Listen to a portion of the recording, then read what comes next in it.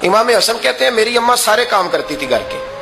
अब तो शहजादे हैं ना हमारे बच्चे, काम और बच्ची, यानी बच्ची मेके से वापस आती है तो सबसे बड़ा दुखड़ा ये सुनाती है कि वो काम बड़ा कराते हैं। यही है ना दुखड़ा? हाँ ना तो करें। सबसे बड़ा दुखड़ा क्या है? पता नहीं क्या कराते होंगे, हाल नहीं चलवा लेते कहीं, या कुछ चक्की नहीं पिसवा लेते, पता नहीं कौन सा ऐसा काम है। और मैं, आप नाराज ना हो जाना, मैं भी बेटी का बाप हूं, मैं भी बहनों का भाई हूं, मैं भी इस बात को समझता हूं, लेकिन एक बात जहन में रखना कि ये बात नहीं है कोई करने वाली कि सारे बच्ची के माँ बाप जमा होकर पहुंच जाते हैं हमारी बच्ची जी काम बड़े करती है। मसलन क्या करती है, क्या करती है वो?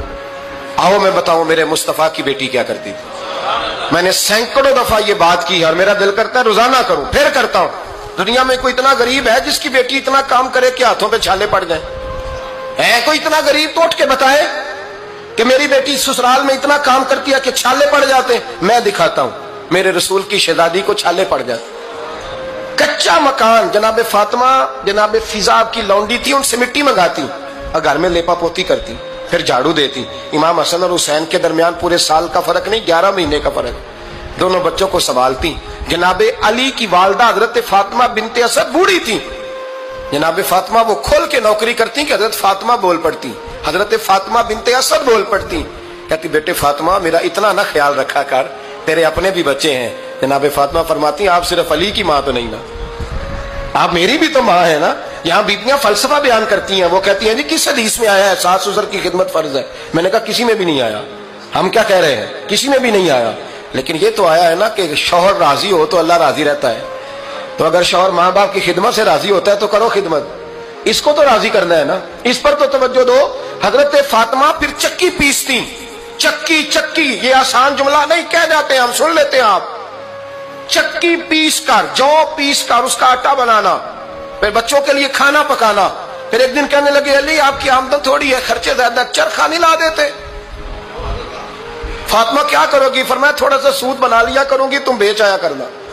चलो मैं थोड़ा हाथ बटाऊंगी। ये सारी ड्यूटियां करके हजरत हसन बरवाते हैं। फिर इज्जत वाले रसूल की इज्जत वाली बेटी, फिर शानों वाले नबी की शानों वाली बेटी, फिर पाक महबूब की पाक शहजादी, सारी ड्यूटियां करके रात को मौला अली से कहती अगर आप इजाजत दें तो अल्लाह को राजी ना कर लूं।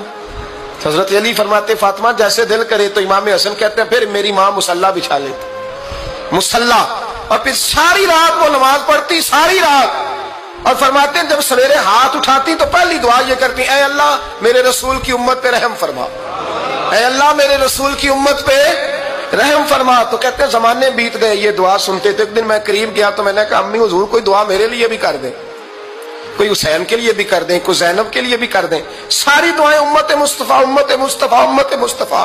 कितना बड़ा जुमला है, कितना बड़ा शेख मुहक्किक ने लिखा है, कितना बड़ा। जनाबे फातिमा फरमाने लगी तेरे लिए भी करती हूँ, हुसैन के लिए भी करती हूँ, ज़ैनब के लिए भी करती हूँ, सबके लिए करती हूँ। पर बेटा याद रखना फातिमा की दुआओं पर पहला हक मेरे रसूल की उम्मत का है। फातिमा की असल में बात बहुत खुशी की सुना दी मैंने आपको, लेकिन आप वहीं सुस्त के सुस्त रह गए। ये किसी आम आदमी की दुआ नहीं, पीर साहब की दरवेश साहब की रटी रटाई दुआ नहीं, ये सैयदा फातिमा की दुआ है। आपको इतना बड़ा खजाना